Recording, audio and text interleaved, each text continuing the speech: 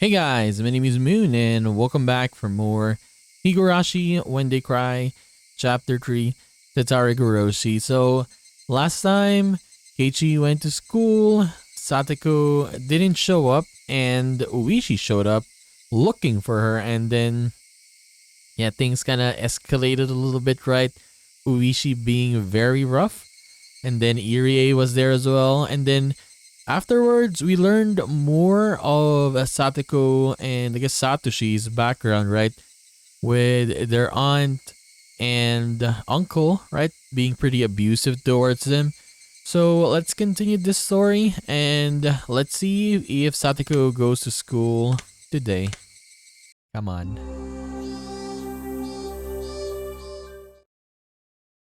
守りたいと思う心に嘘はなかった。大切にしたいと思う心は誰よりも強いはずだった。優しさから生まれた感情はやがて殺意へと変わり、真っ白だった思いは赤と黒で染まってゆく。それが守りたかった日常の崩壊を意味していると分かっていながら。たたり殺し。You know it's real 何が now. 間違っていたのか。その答えを探して、悲劇はさらに広がってゆく。北条さんは今日もお休みですか? You know it's real now when it changes, when they give us the text like that white text right there, right? And then someone reading it. I think Reno, was it Reno reading it? But, or maybe just her voice actor or something like that. But yeah, when that shows up, you know it's gonna get bad real fast. 古出さんは何か知っていますか?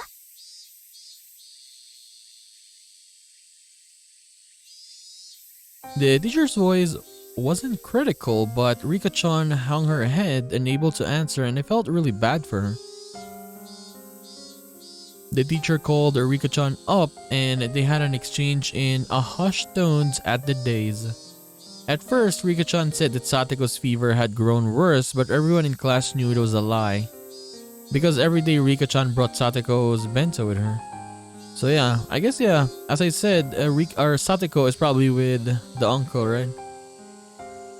さとこちゃん、どうしちゃったんだろうね。俺が知るかよ。I'm the one who wants to know most of all. It was already the third day since Satoko's first absence.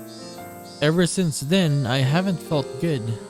Until just last Sunday, everything had been so much fun. I had reached out to Satoko like a real older brother, and we spent that time quietly but warm and comfortable. So why had it suddenly flipped over? The more I thought about it, the more I thought that the world had taken a turn for the worst ever since Uishi arrived. Thinking on it now, maybe the strange apprehensions plaguing me the night before Uishi arrived had been a sign. Korado Uishi, Oyashiro-sama's servant. そんなことあるもんか。あいつが現れたから、聡子が今年のたたりに会う役だなんて決められてたまるかよ。Just what a sort of slip-up had I committed to cause those fun times to end suddenly? Yes, it was the day before Uishi appeared. Shion, Mion, and Rena had spoken of the curse surrounding Satoshi and his disappearance, and it was so sinister it gave me a bad premonition. Such a small thing was a slip-up that invited Oyashiro-sama's servant? It was absurd. I kept on groaning to myself that I would never accept it, ever. I obviously wasn't the only one suppressing my feelings. Mion and Rena were too. Everyone in the class was doing it. Rika-chan knew something about Satoko's situation, but she wouldn't tell us. Rika-chan still held a calm attitude like a cat basking in the sun. But she was being unbelievably stubborn about this whole thing. She didn't want to tell us, and that wouldn't change no matter how many times we asked her. Everyone understood that, so nobody questioned her. リカちゃんが言わないならさ、言うまで待つしかないよね。逆に言わないってことは、言う必要もない程度のことかもしれないし。There was no persuasive or power in reassurance given with an anxious face like that.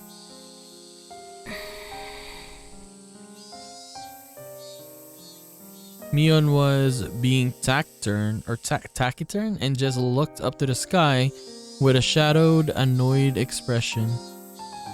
I couldn't tell if she was unhappy that Rika-chan wouldn't talk about it with her own friends, or if she was concerned over Satoko's well-being. And what about me? My anxiety was suffocating me day after day.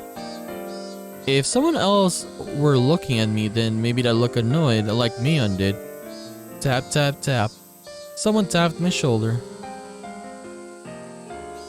It was Tomita-kun and Okumura-kun, Dumb and Dumber. 前原さん、ちょっといいですか？またボールが引っかかったか？今度はお前たちで何とかしてみろよ。いつまでも先輩に頼るのは良くないぜ。I didn't feel like going along with them, so I was a little unsympathetic with my response. ちょっと気になる噂を聞いたんすよ。Okay. What rumors, sir? 噂？はい。ひょっとすると関係があるかもと思って。A rumor? About Satoko? They hadn't said that, but it didn't seem unrelated. They didn't want to talk in the classroom, so they pulled me behind the school building, lending further credence to that thought. The back of the school was damp and humid like always. Students didn't really come here because they wanted to. It might, however, have been the ideal location for trading rumors away from prying eyes. 富田君、岡村君。その噂話って、もちろん聡子の欠席と関係のある話なんだろうな。関係があるかはわからないですけど、あるいは。聡子は一体どうしたってんだ？風邪なのか？それともひょっとしてもっと重い病気か怪我か何かで。いえ、それがむしろ逆で、うちのばあちゃんの話だと、昨日の昼にうちの店に豆腐を買いに来たらしいんです。Oh, Tomita's family runs a tofu shop, added Okumura-kun. 豆腐屋さんに買い物？ My voice sounds so stupefied, even I can tell. It was understandable. I was worried about what grave illness or injury she had, when the person herself had been out and about shopping for tofu. で、聡子はどうだったんだよ？元気そうだったのか？それとも病み上がりでマスクでもしてたとか、松葉杖で包帯だらけだったとか。いえ、別に病気とか怪我とかそういうわけじゃなかったらしいんですが。I should have felt relieved that it wasn't an illness or an injury, but my anxiety wasn't going away. Because Tomita-kun and Okumura-kun's expressions weren't looking any better. 絹ごし豆腐を一丁買っていったそうなんですが、ばあちゃんが言うにはおかしいと。おかしい？なぜ？絹ごし豆腐を買って何が悪い？ Irritated by how roundabout they were being, I had to desperately fight that irritation from creeping into my voice. 北条とフルデってほら二人暮らしでそんなにお金持ちってわけじゃないですよね。だから二人はいつも安い木綿豆腐しか買わないんです。一番高い絹ごし豆腐なんか買ったことないんです。木綿だって絹ごしだってどっちも豆腐だろ？ Also, there are different kinds of tofu? I didn't know that. Okay. You learn something every day. たまにはうまい豆腐が食いたくなっただけかもしれないじゃないか。それはそうですけど。I knew how transparent I sounded right then. This wasn't anything trivial, it was some kind of important clue. Not the cheap firm tofu, but the expensive sort of kind. Shopping not in the evening after school, but in the middle of the day. I couldn't figure out what those things meant. As I thought hard about it, Okumura-kun took his turn to speak. 次は僕っすね。これも噂なんですけど、帰ってきたらしいんですよ。Apparently he's back. 帰ってきた。 Voldemort's back. 何が？誰が？北条のおじさんが。Satoko's uncle. Right, I think Coach told me about him. Their aunt and uncle had taken them in after Satoko and Satoshi lost their parents in the accident. 去年のお社様のたたりで怖くなって町に逃げたっていう北条のおじさんです。こいつヤクザみたいな怖くて乱暴なやつで。Everything Coach told me came back in bits and pieces. Right. The mean aunt and uncle had tormented him all the time. I think he said that after their aunt was beaten to death by the deviant, he ran away to his lover's house in Okonomiya in fear of the curse. そいつが帰ってくると、どうしてサトコが学校を休んで真っ昼間に絹ごし豆腐を買う羽目になるんだ？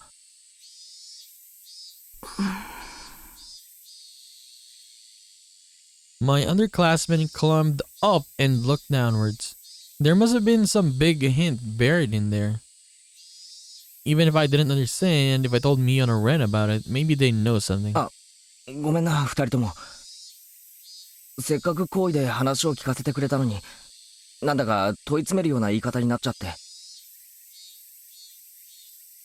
あ、いえ、いいんすよ。北条が重病で寝たきりになってないことが分かっただけでも、ほら、儲けもんじゃないですか。That might be true. But it still won't. It won't make the clouds over my mind fade away. あ、前原さん、ほらあれ。 Okumura-kun cried wildly, pointing over my shoulders behind me. Why, is Satoko here? Startled, I turned around and way on the other side of the schoolyard, near the school gate, I saw a figure trudging forth. Oh, look at her eyes, though. 北条だ。I burst into a run faster than I could speak, so that as quickly as possible I could see with my own two eyes that she was okay. スタートコー！ Satoko seemed taken aback by me shouting and running over to her. なんですの圭一さん。 But then she snapped back. She's like normal again. Look at this. 突然大声を出して走ってくるから何事かと驚きましたわ。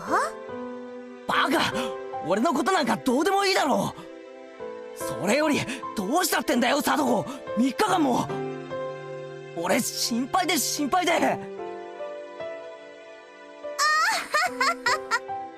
心配性ですわね。たかだか3日ですわよ。もう圭一さんは心配性なんですから。 From listening to her, she seemed like the normal Satoko, but I could tell she was clearly acting strangely. Her smile was somehow forlorn and her complexion was bad for some reason. 北条、大丈夫だったのかよ。風邪とかじゃないのか。 Tomita-kun and Okumura-kun both expressed their concerns. 一体どうしたってんだよ。3日も。俺がどれだけ心配してたか。ごめんあそばせですわ。ちょっとお家のお掃除をしたりしてたんですのよ。だいぶ長いこと使ってませんでしたから、もう家中ホコリだらけでして。はあ？サトコ、お前何を言ってんだ？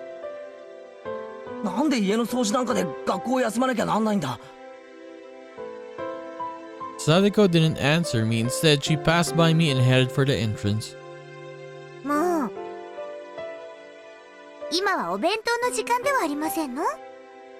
私はお腹が空いてますのよ。It was certainly a lunch break. I couldn't force her to stop after she told me she wanted lunch since she was so hungry. まあいいや。リカちゃんは3日間毎日お前の弁当を持ってきてくれてるんだぜ。今日はちゃんと食べてやれそうだな。とにかく早く教室へ行こう。みんなを安心させてやろうぜ。そうですわね。皆さんにご心配をおかけしてしまったかもしれませんわね。人気者は辛いでございますわ。I put a hand on Satoko's shoulder and we ran to the classroom together. I mean, the way we saw her right when she first came, like, yeah, she looks like she suffered some stuff, right? Damn, and she's acting like this, just acting normally, like a front for the other people so they don't worry, right? Up close, and I was able to verify that Satoko looked somehow weak. All this anxiety was supposed to go away when I saw her again. That's what I had thought. But now I actually start to have quite different fears. What the heck happened to Satoko? Everyone in the class, of course, reacted in the same exact way I had. We worried about you. I'm glad to see you well. What were you doing for 3 days? Our classmates showered her in questions. 本当にご迷惑をおかけしましたわね。As she cackled, she chowed down on the bento Rika-chan made for her. Those in the teacher's lounge must have been informed of Satoko's arrival because her teacher sprinted into the classroom, her breathing ragged. 北条さん。あら先生、3日間もご心配をおかけしましたわね。ご覧の通り元気でピンピンしてますわ。もう本当に心配してたんですからね。お弁当が食べ終わったら職員室に来るんですよ。いろいろとお話があります。3日もサボったからきっと大目玉に違いありませんわね。Satoko laughed sheepishly while she scratched her head, and the rest of the class burst into laughter. The teacher was acting angry, but she breathed a sigh of relief at seeing Satoko healthy and smiling as she ate her lunch with the class surrounding her. でも安心したよな、レナ。あ、ごめん。無事でよかったよね。I looked at Rena and knew. She had a sense that something about Satoko was off too. I looked to Mion, detached from the clamor as well, with a somewhat grim expression. But Rika-chan, on the other hand, was smiling from ear to ear. She spread out the bento boxes one by one as Satoko finished them.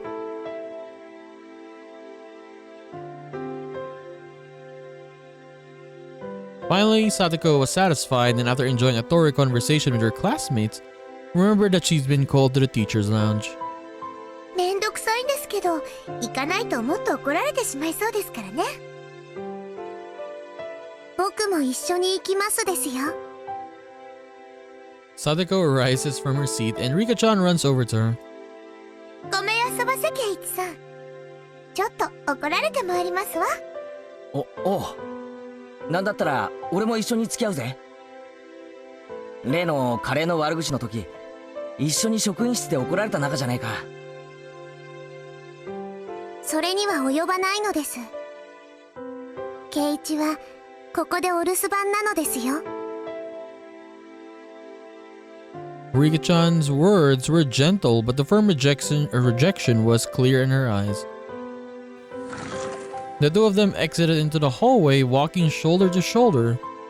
After seeing them off, the class breathed a collective sigh of relief, broke apart, and went back to their usual lunch break banter. We, however, couldn't go back to how we usually were. Damn, both of them are serious now. We're gonna have a discussion about Satoko. Not I, not Mion, and of course not Rena. They've stared at the classroom exit as Satoko and Rika-chan had left through, their expressions a little distant and grim. 俺たちは仲間だ。そうだろう、みんな。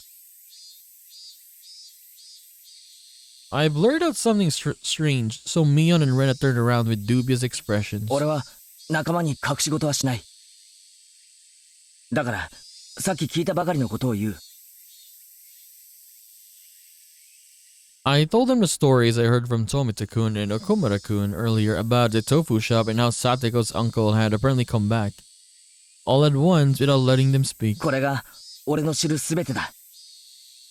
だからミオンもレナも知っていることがあるなら話してくれ。俺は俺の知るすべてを話したぞ。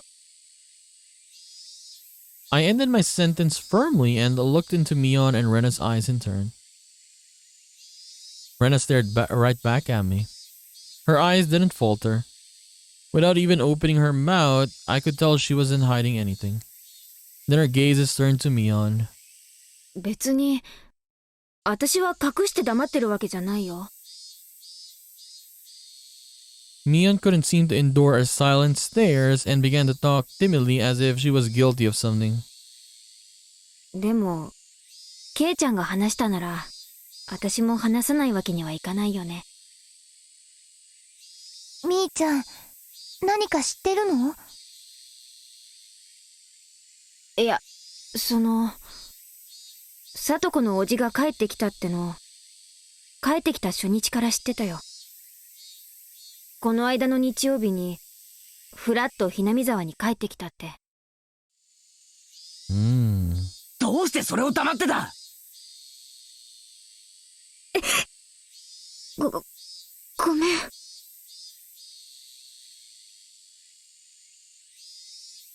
My angry shout caused Mion to flinch away, look down, and hang her head uncomfortably. ケイチ君、怒るようなことじゃないよ。みーちゃん怖がってる。あ、ごめん。つい大声を。I lowered my head in apology. Mion accepted it, collected herself, and continued. According to her, her uncle's relationship with his lover, whom he had been with in Kumniya, had collapsed. Without anywhere to go, he went back home to Hinamizawa. And on that Sunday, the day of the barbecue, her uncle ran into Satoko and brought her back to the house. Oh, okay. 自宅になんで連れ戻すんだよ。ろくでなしの寄生虫だからね。自分一人じゃ炊事はおろか、掃除一つできないし。Yeah, he's gonna be using Satoko for those kind of errands like, yeah, go buy this tofu, cook, do the cleaning. Yeah, that's why he took her. そんな、炊事やお掃除のためにさとこちゃんを連れ戻したっていうの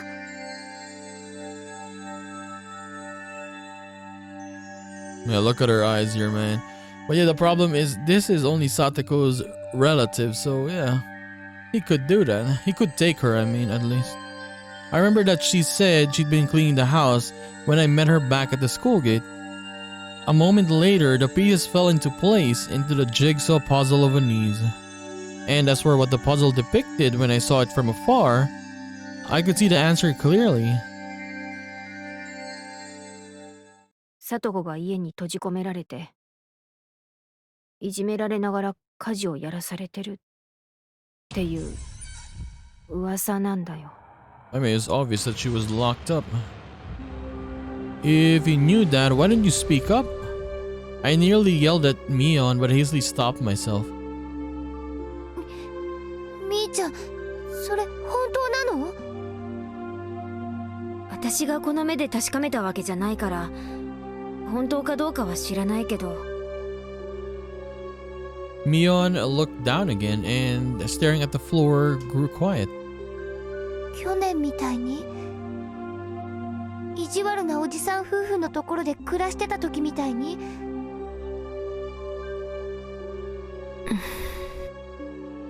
でもさ、そのおじさんって家事はからっきしなんだろ？聡子が重宝なわけだから、何もいじめてるってわけじゃないかもしれないだろ。圭一くん、何を根拠に言ってるのか知らないけど、 Hey, what?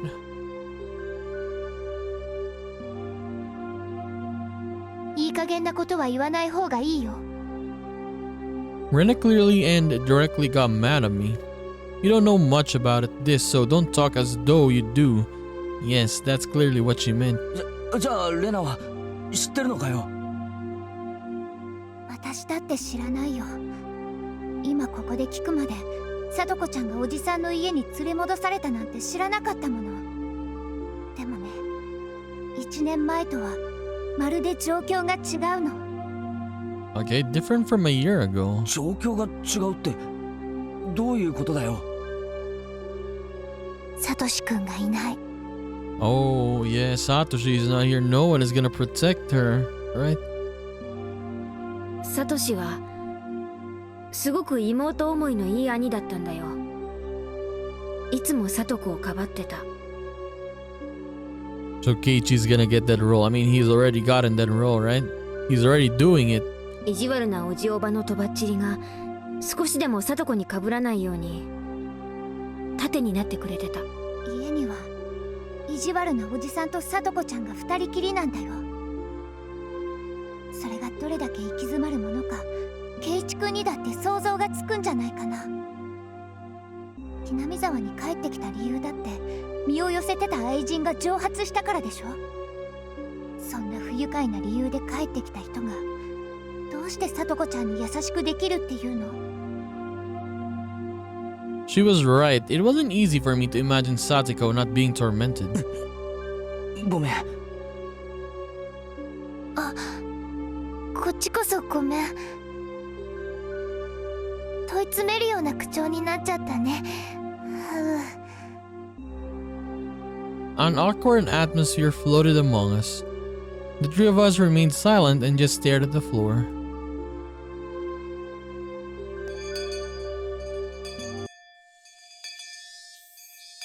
Finally, we heard the principal's bell ringing.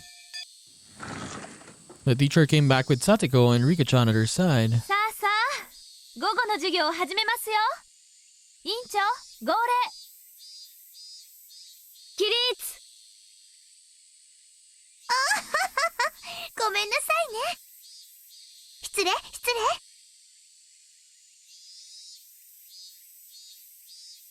I couldn't read anything from Satoko's vaguely sheepish expression. But given the clouded look Rika-chan was wearing behind her, it was tough to laugh off the disquieting story I'd heard from Mion.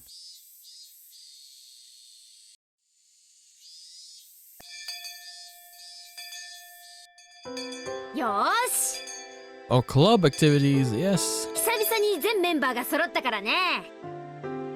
久しぶりにパーッと大部活で盛り上がろうじゃないの。 Yes, perfect. Indeed, in times like this, the best thing to do was obviously get rowdy and scheme against one another in a club activity. 望むところだよ。ねえ、さとこちゃん。やろう。サトコが好きだったゲームあるでしょ。ほら、なんだったっけ。 But yeah, I guess she's gonna say like, oh, I need to go now, etc, etc. なんでも構わないよ。行ってみ。Mion laughed happily, took a bunch of games out of the club locker and lined them up on their desk. I think that was the first time Mion's ever let someone else decide on a game for her. I could tell she was being especially considerate to Satoko, thinking that whatever her circumstances, if we could just enjoy our time together as a group, that might be some comfort, some diversion. Satoko seemed to understand her feelings too and smiled vaguely though pleased. But her head slowly moved from side to side. ありがたいですけど、お気持ちだけで結構ですわ。いろいろしなければならないことがありますので。 Even Rika-chan hung her head in remorse. おい、本気なわけ？部活メンバーが久しぶりに揃ったってのにお流れになっちゃうわけ？敵前逃亡は罰ゲームってのは快速第何条だったっけ？やめなよみーちゃん。無理に付き合わせちゃダメだよ。別におじさんは無理強いしてるわけじゃないよ。ただ大盛り上がりした方が絶対に楽しいと思って。本当にお気持ちだけで嬉しいんですのよ。ご安心なさいませ。次に戦う時は皆さんまとめてでっかい罠にはめてご覧に入れますわ。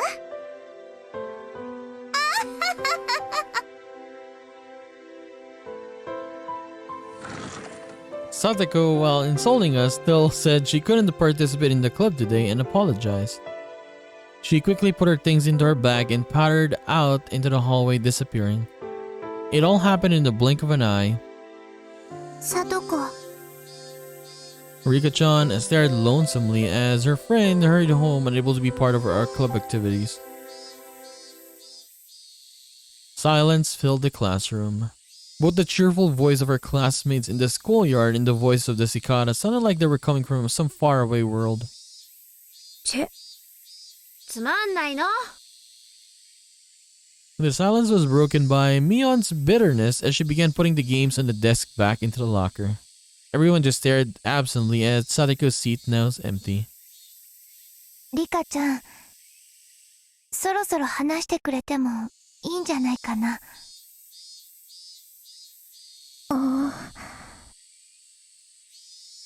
Rena made as gentle a smile as she could possibly and spoke softly to Rika-chan.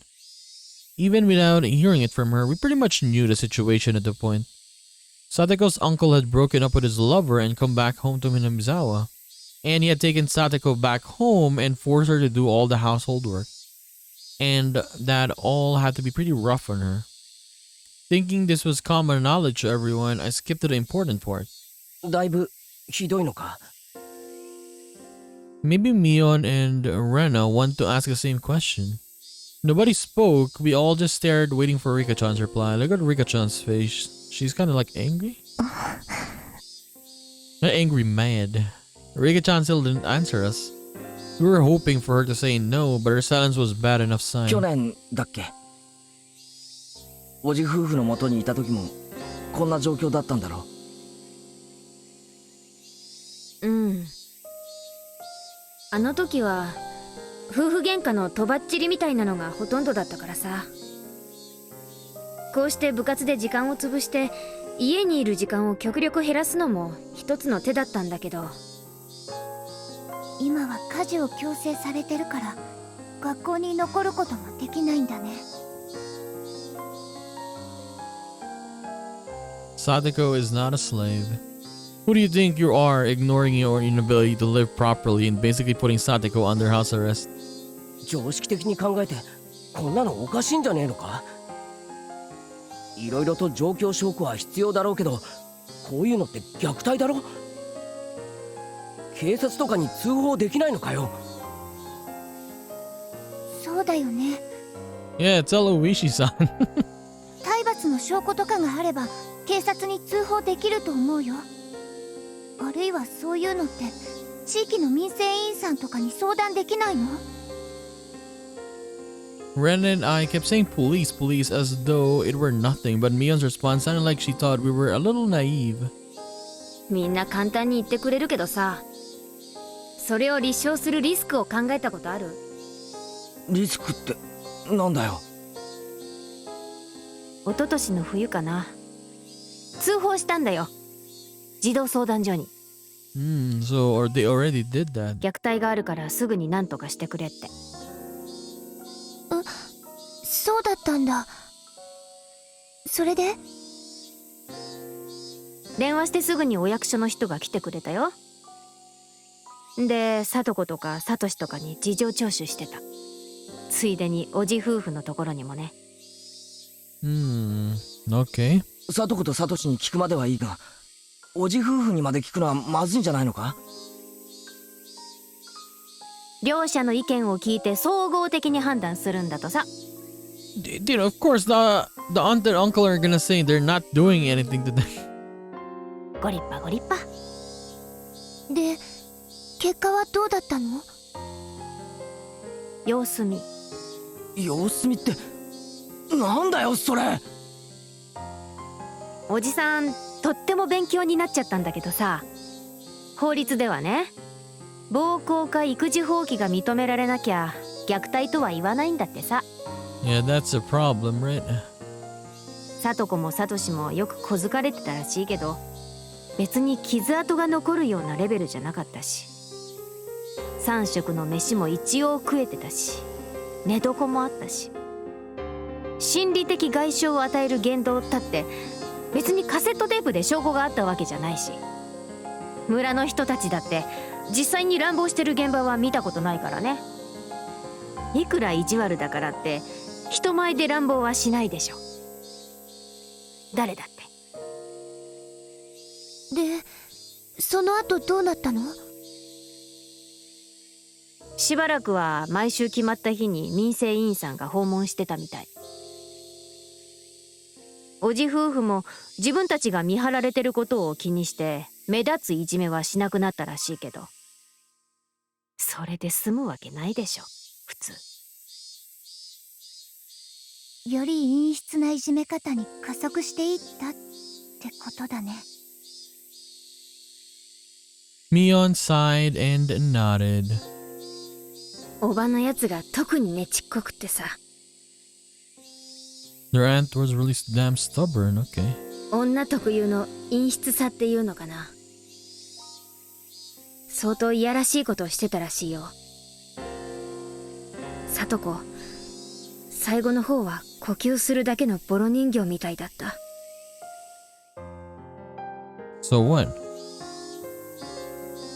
From that conclusion, does it mean they never should have contacted child welfare in the first place?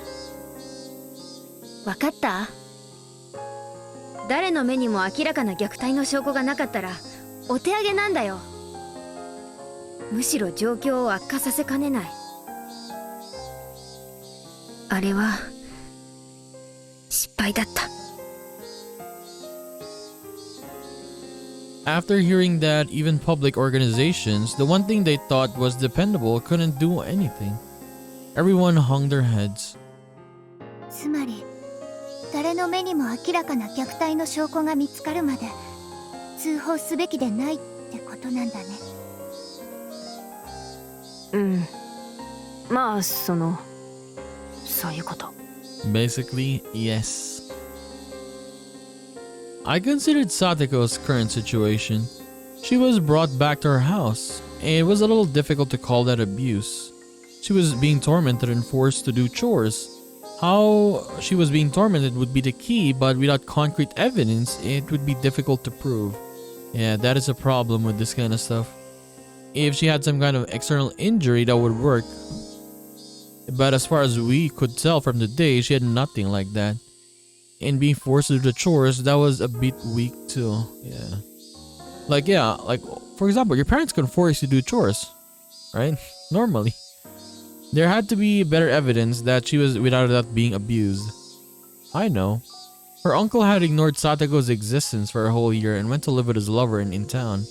Didn't that fall under one of the definitions of abuse that Mion had mentioned? Child neglect? I mean, yeah. うん。それは立派な育児放棄だね。Hey, you could argue that, yes? そうなの、みーちゃん。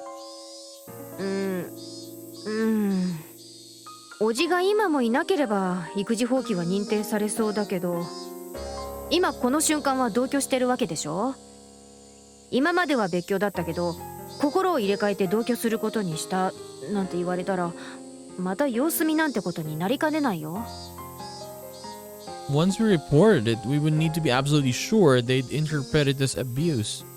Maybe we needed far more concrete evidence, lest we repeat last year's mistake. なんだか悲しい。ということはつまり、さとこちゃんが乱暴されて大きな傷が残るまで黙って見てろってことなんだよね。The only plan I could think of was, in the end, just watching and waiting. It left me in shock when I realized that it would be the same policy as that of the officials who had made the situation worse. As Mion said, reporting it to the public agency would be a gamble. If we're going to pick a fight, it would have to be one we couldn't afford to lose. If we were gambling without enough money, without enough evidence, our defeat would be assured. If it took the time to amass enough money that we could be sure of victory, then that would mean pretending we didn't see Satoko's plight for a considerable amount of time. こんなところで話を振ってごめんな。リカちゃんはどうして一人暮らしができるんだ？ But yeah, for Rika-chan, it's different. There are a lot of like old or say adults, I suppose, right, helping her, I guess. Rika-chan had lost her parents, if I recalled correctly. From what I heard, she had no relatives either. She was forced to live on her own as a result, but her life was unfettered, free of restriction. If she could somehow grant that freedom to Satoko ほ too. ら、リカちゃんって両親いないのに生活してるだろ。保護者のいない子供って孤児院みたいなところに入れられちゃうんじゃないっけ？圭一くん、それひどい。悪口で言ってるんじゃねえよ。I mean, yeah, it's kind of yeah, orphanages suck, right? そこ I guess に most サ of ト the コを time. 救うヒントがあるかもしれないと思って聞いてみただけなんだ。リカちゃん、気分を害したならごめんな。Rika-chan shook her head, not particularly disturbed. それはですね、実は村長さん家の子供になっているからなのです。補足がいるね。村長の君吉のおじいちゃんがリカちゃんの保護者なんだよ。ちゃんと県知事の許可を得た正式な。養子みたいなものか？養子とは違う。別に籍を入れなくても保護者にはなれるんだよ。Yeah, basically he's just looking after her. 分かってきた。つまりリカちゃんは普通に暮らしてるけど、法律の上では村長さんの家に住んでることになってるんだね。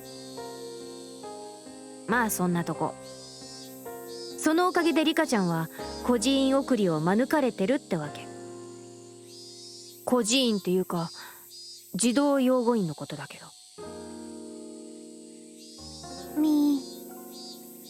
難しいことはよくわかりませんが、つまりはそういうことなのです。ミオン、今興味深いことを言ったな。席が違っても保護者になれるみたいなことを言ったよな。じゃあ形だけでも村長さんとかがサトコの保護者になってくれればいいんじゃないのか？ The problem is there is already a guardian here. Then she'd be in the same position as Rika-chan, and she could go back to her old life. ところがそうはいかないの。だっておじだって保護者のつもりなんだもん。 Yes, see? ちょっと待て、わけがわからなくなったぞ。そもそも保護者ってなんだ？ In legal terms, a guardian and a parent weren't necessarily synonyms. So whoever was actually looking after her at home would be considered her guardian. ならおじは保護者じゃないな。ずっとサトコをほったらかしにしてた。でも保護者だと主張されたらそれまでだよ。聡子が連れ戻されてから数日、その間の食事代はおじの財布から出てるよね。一応面倒を見てると主張できなくもない。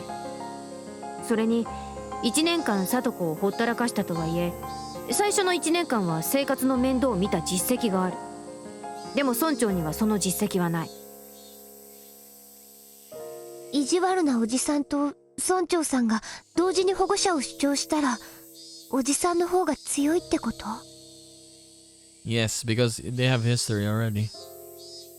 その可能性が高いってこと。 Better chance, yes, better chance. それに保護者ってのは実際に面倒を見てる人を指すんだよ。実際に寝床や食事を握ってるおじと名義だけ貸そうとしてる村長じゃどうにもならない。じゃあ村長が実際に生活の面倒を見ればいいじゃないか。そうすれば名実ともに村長が保護者になれるんだろう。 We just need to shelter Satoko. That might lead to her uncle being desperate to take her back, but will stubbornly refuse him. そんな簡単にはいかないよ。サトコは育ち盛りの女の子なんだよ。人間一人の面倒を見てくださいなんて、猫の子預けるのとはわけが違う。Yeah, true though. I mean, of course, Keiichi's just very, very concerned that his friend. Yeah, and he treats her like a little sister. So yeah, I guess. じゃあ監督はどうだよ。監督ってよくは知らないけど裕福なんだろ。自分で言ってたくらいなんだし、本当の親でなくても保護者になれるなら監督でも可能なんだ。監督なら聡子の面倒を立派に見てくれる気がする。だからサトコをペットみたいに考えないでって。 True. The way Keiichi's saying Satoko is just like she's not a person anymore. ケイちゃんはさっきからサトコを誰かに押し付ける話ばっかり。 Yes. 人間一人の生活の面倒を見る責任ってものをもっと慎重に考えて。監督に聞いたの。 Like you could easily pass them or pass the person, right? サトコを引き取って面倒を見るってちゃんと確約を得たわけ？そんなの得てないよ。でも監督なら絶対に OK するだろう。まあいいよ。100歩譲って監督が OK したとするよ。でもダメなんだよ。保護者は独身じゃダメなんだよ。 That's right. Coach didn't he say it himself? Yes, because he was single, right? He was alone, so he couldn't do it. What the hell? Why is being single such a disadvantage in this society? Then all you could do is marry into a wealthy family, couldn't you? ひなみ沢にそんなお金持ちはいるのかな。 I mean, Keiichi's family, or Keiichi's father is very rich, right? 難しそう。ね、簡単じゃないんだよ。人間一人引き取るってのは誰かに押し付けようなんて短絡的な考えがそもそもダメなの。考えが浅いんだよ、ケイちゃんは。なんなんだよ、畜生俺は必死に聡子を救おうと考えてるのにダメだってそればっかり。お前ら本当は聡子のことなんかどうでもいいんだろ。仲間のこと本気で心配してないんだろ。どうなんだよ。 They care for Satoko, of course, but they can't do anything. そんなつもりないよ。でもそう簡単にはいかないっていうか。そんな難しい話じゃねえだろ。裕福な奴が聡子をしばらく面倒見てくれればいい、それだけのことだぞ。そうだ、日本地はどうだよ。お前御三家とかいう立派な家柄なんだって自慢してたよな。I mean, yeah. 話じゃものすごいでかい家に住んでるそうじゃないか。うち？無理、そんなのバチャが許してくれるはずない。じゃあ沖宮に住んでる親はどうだよ。聞いた話じゃこっちもかなりの豪邸に住んでるらしいじゃないか。町には親類の経営する店がたくさんあるそうだし。 Oh, but yeah, right? Because Satoko's parents were, what do you call this?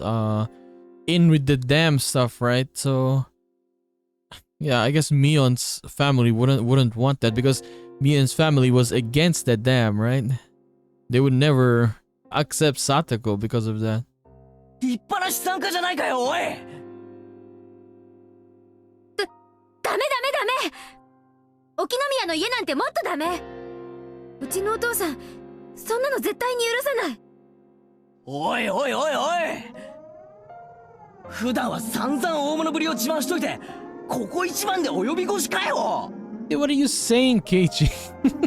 なんだよ。お前、聡子を見殺しにする気かよ。そんなつもりはないけど、そりゃ私だって聡子を助けてやりたいよ。でもそれとこれじゃ話が違うってのかよ。冷てえやつ。仲間の危機だろ。ここで救わなかったら何なんだよ。部長だろ、部活の。救えよ、仲間の危機をよ。今ここで救わなかったら仲間じゃねえ、人じゃねえ。お前の人間性が問われてるんだよ。 Damn! Calm down. 聞いてるのかよ、ミオン。 My emotions all exploded out of me and I didn't even give her a chance to say anything in response. I just wanted to make Mion agree with me even if I had to force her. If she did, Sadako's problems would be solved. If pushing her would solve the issue, then I'd push her as much as I needed to. 何さっきから黙り込んでんだよ。聞いてるのかこの野郎。どうなんだよ、なんとか言ってるよ、園崎ミオン。みー、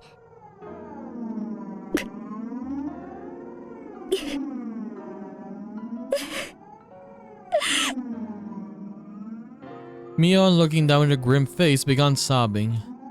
Her hands were clenched into trembling fists, and she rubbed her eyes to wipe away the tears. Was what I said actually Dami? It is actually, I mean, you called her Konoiru. This isn't the time to cry. We're in the gambling room right now, and we have to do something to save Satoko. And as I thought that Rena spoke, her voice cold and incredibly calm. ケイチくん、みーちゃん家がダメなら他の裕福な家を探したら。私、ひなみ沢に立派な豪邸建てて住んでる人知ってるよ。 Yes, Keiichi. 誰だよ。 You. 白々しいよ。あれだけ立派な家に住んでて自分の家だけは蚊帳の外。俺んちかよ。俺の家は。仲間なんでしょ。救ってよ、ケイイチくんが。 Yeah, tell him, Rena, tell him. みーちゃんはダメだってさ、冷たいから。じゃあ仲間思いのケイイチくんがお手本示さなきゃダメだね。あれだけ大きなお家に家族3人で住んでるんだっけ。じゃあ空き部屋なんかいくらでもあるよね。余ってるお部屋いくつかさとこちゃんに分けてあげればいいじゃない。それでめでたくさとこちゃんの悩みは解決。あら何、これでもう終わり。 Damn, Rena killed him. あっけない話だったね。はいはい解決、お疲れ様。じゃあもう今日はいい？私帰るね。ランランラン。今日は久しぶりに宝探しにでも行こうかな。昨日まではずっとさとこちゃんのことが心配で全然遊ぶ気になんかならなかったし。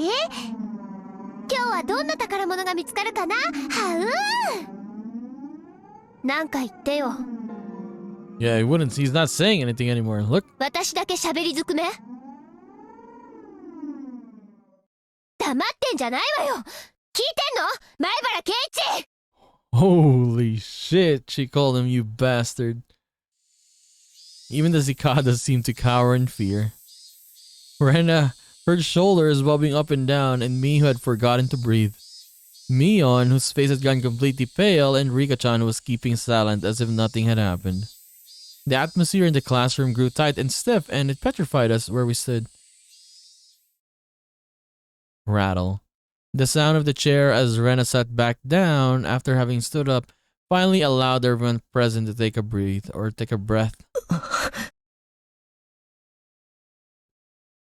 Rena had shown me just how much I'd hurt Mion. レナが怖いのです。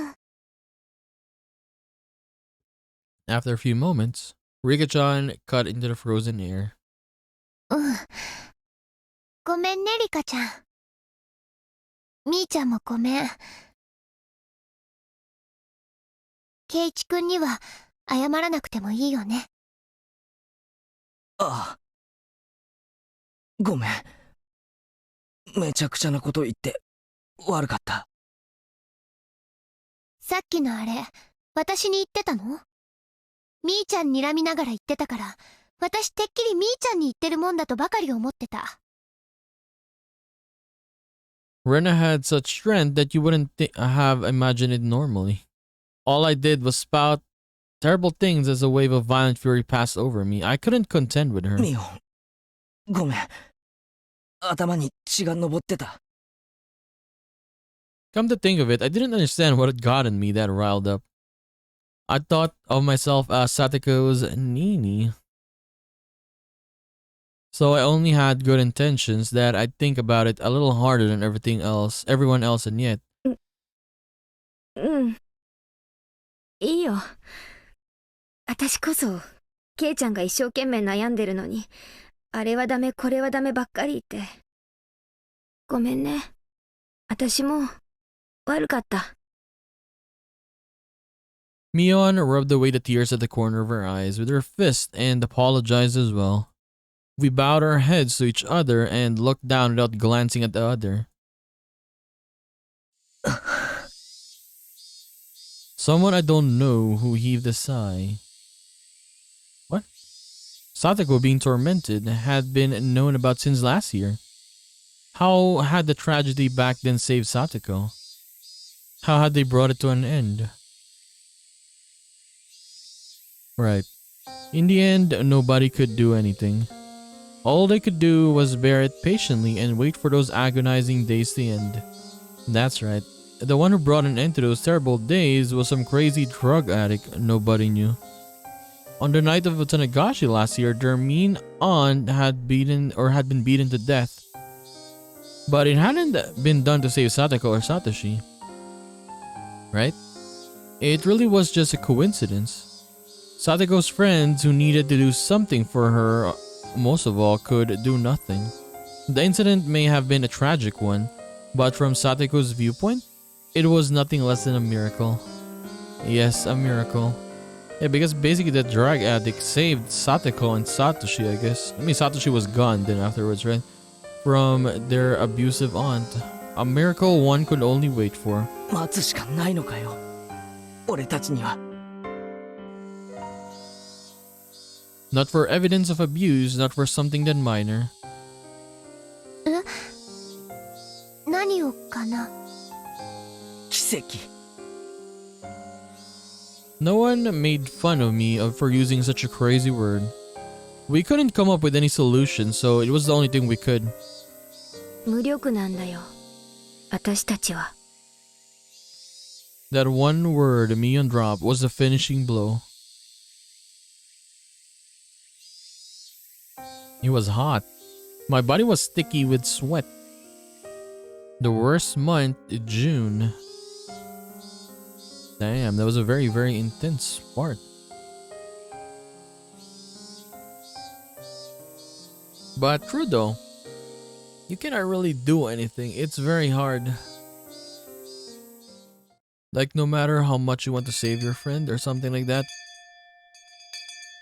stuff happens and yeah, it is hard. Okay, I guess we'll take a break here. That was a very, very intense what do you call this, discussion they had there, right? But yeah, as Mion said, they were powerless basically, alright? And I love the Rena actually put Keiichi in his place there.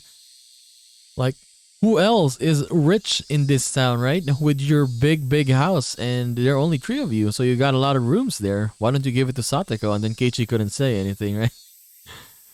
But yeah, I wonder how the story is gonna deal with Satoko, right? And her uncle right there. I'm looking forward to it. But yeah, this was a really great episode because of how they discussed about Satoko's situation there, right? It was sad and it was real, yeah. So yes, I guess we're gonna continue this and do more of Higurashi When They Cry, Chapter 3, Tatarigoroshi in the next one. So I'll just see you then, guys. Bye bye.